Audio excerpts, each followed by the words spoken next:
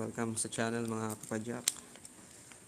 Tayo ay mag-unbox ngayon ng ating bagong mountings. Itong Ulanzi tsaka GUB. Unahin natin itong GUB.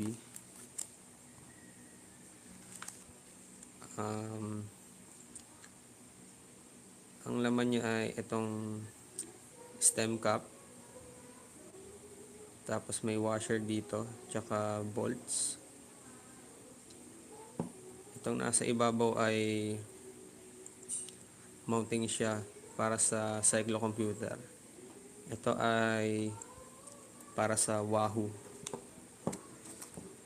Tapos tingnan natin itong mga kasama.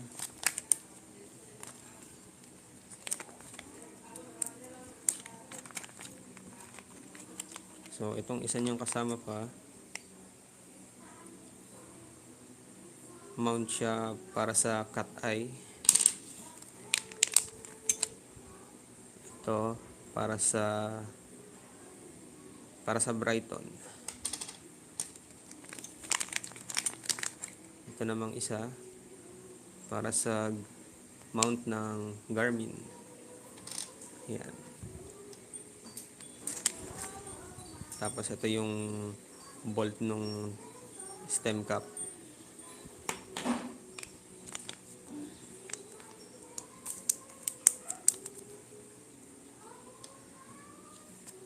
Sunod naman, unbox natin tong Ulanzi GP-4 quick release magnetic adapter siya para sa action cam. Tingnan natin ang laman.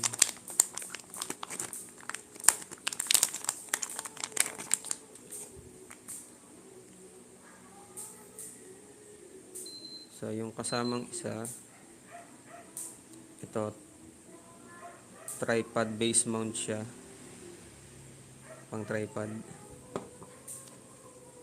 Tapos may kasama siyang thumb screw.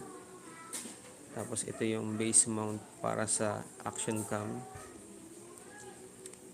Ito. Yan. Ulanzi. Tapos ito yung magnet niya.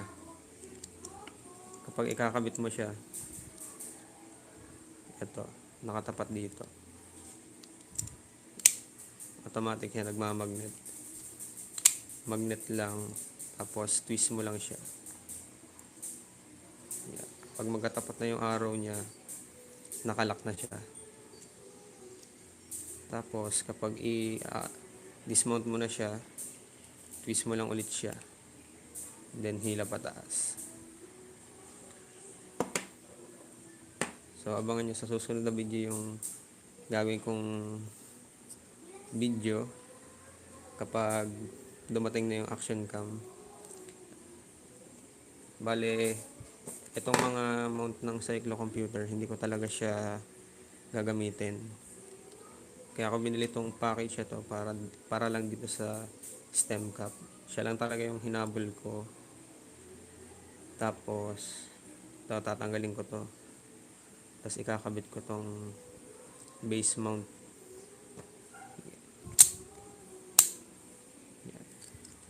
Ito, tatanggalin ko tong mounting na to. Tapos nakakabit yan dito sa ibabaw. Tapos ito naman, nakakabit dun sa stem cap. Papakita ko sa susunod na video natin. Ito nga palang GUB na to. Ang material nito 6061 aluminum alloy. Etong stem cap tsaka tong mount sa taas, pero itong mount ng cyclocomputer tsaka tong tatlong to, plastic lang yung material. Ganon din dito sa Ulanzi. Ang material niya plastic lang. Kahit itong base mount, plastic lang din. Tapos ito, magnet lang yung kasama niya. Tapos yun sa tripod mount. Plastic din.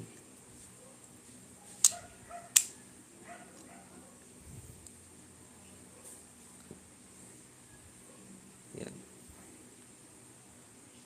So yun lang, ilalagay ko na lang sa description yung pangalan ng item. Search nyo na lang. Pwede nyo bilhin sa Shopee o kaya sa Lazada. So hanggang dito lang, quick unboxing lang tayo. Abangan nyo sa susunod na video ang i-upload ko, yung ating action camera.